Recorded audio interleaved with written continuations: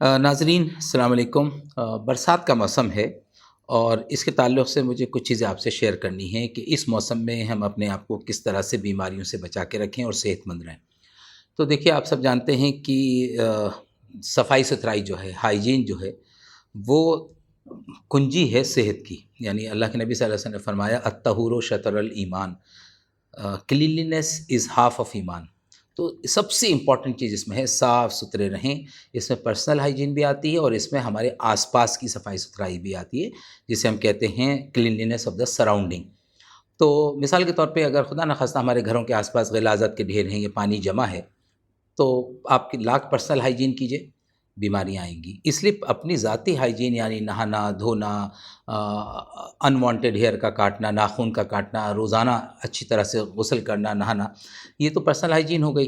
अच्छे साफ़-सुथरे कपड़े पहनना, ख़ास तौर से अंडरगारमेंट्स को बार-बार धोना, बनियान है और अंडरवियर वग़ैरह है, उसको बार-बार धोना उसमें, क्योंकि एकदम से एक बार पहनने के बाद ही मॉइस्चर आ जाता है। और याद रखिए, जहाँ नमी और मॉइस्चर होता है वहाँ फंगल इन्फेक्शन का ख़तरा बहुत ज़्यादा बढ़ जाता है। और आप सब जानते हैं कि जो फंगल इन्फेक्शन होते हैं, जब एक बार हो जाएँ तो फिर 3 महीने से लेके 6 महीने लग जाते हैं उनके इलाज में।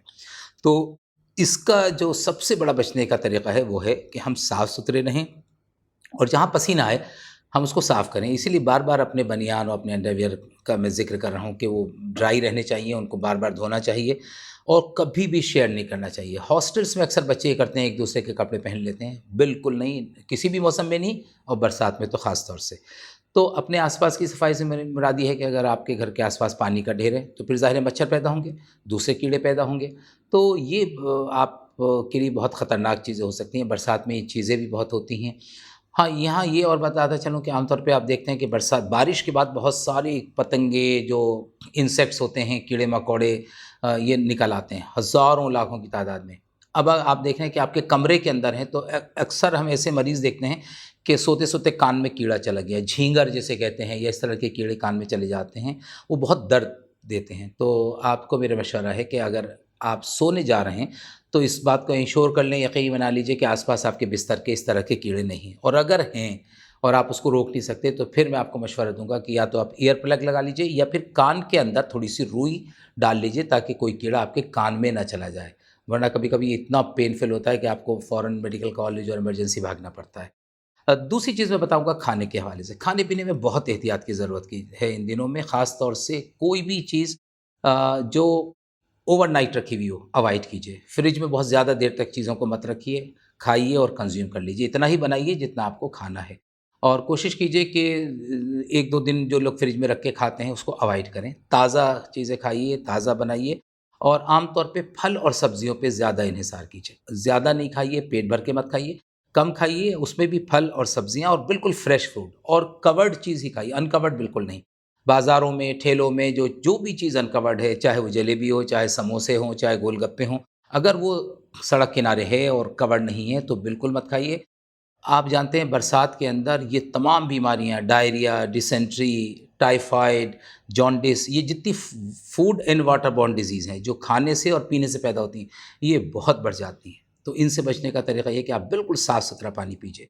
इधर-उधर मत पीजिए, जहाँ भी पिएँ आप साफ़-सुथरा पीजिए। बेहतर है कि आप पानी को उबाल लें एक बार, उसके बाद इस्तेमाल करें। इसका ख़्याल रखिए, और जंक फूड, कोल्ड ड्रिंक्स बिल्कुल अवॉइड कीजिए। बरसात में आप दही का इस्तेमाल ज़्यादा कीजिए। सलाद का इस्तेमाल ज़्यादा कीजिए, है ना?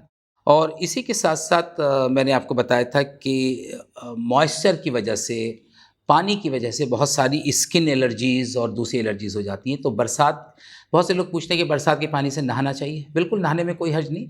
बारिश जब शुरू हो तो दो 5-6 मिनट वेट कीजिए, कुछ देर वेट कीजिए, ताकि गर्द-ओ-गुबार सारा बारिश के साथ निकल जाए। उसके बाद आप बारिश होने के 5-10 मिनट बाद नहाइए, बहुत अच्छी बात है, कोई हर्ज नहीं।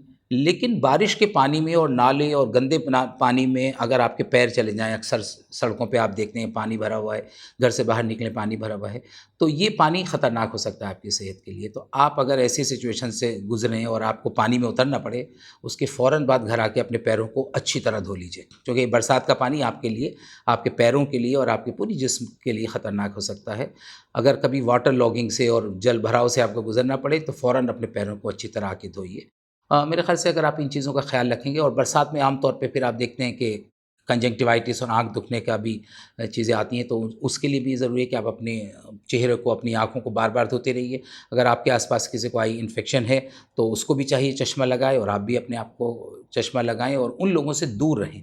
और स्विमिंग पूल में जो लोग इन दिनों जाते हैं, बहुत एहतियात की ज़रूरत है। अगर किसी को ज़रा भी एलर्जी है, स्किन डिज़ीज़ है, आँख दुखने आ रही है, उसको किसी कीमत पे स्विमिंग पूल में, पब्लिक स्विमिंग पूल में तो उसको जाना ही नहीं चाहिए और बाकी लोगों को उसी तरह से अपनी एहतियात करनी चाहिए। मैं उम्मीद करता हूँ कि अगर आप इन चीज़ों पे अमल करेंगे और कसरत से पानी पीजिए, बार-बार पानी पीजिए।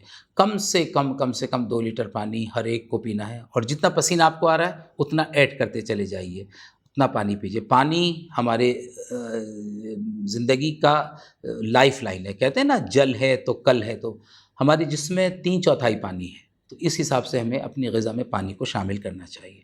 बहुत शुक्रिया।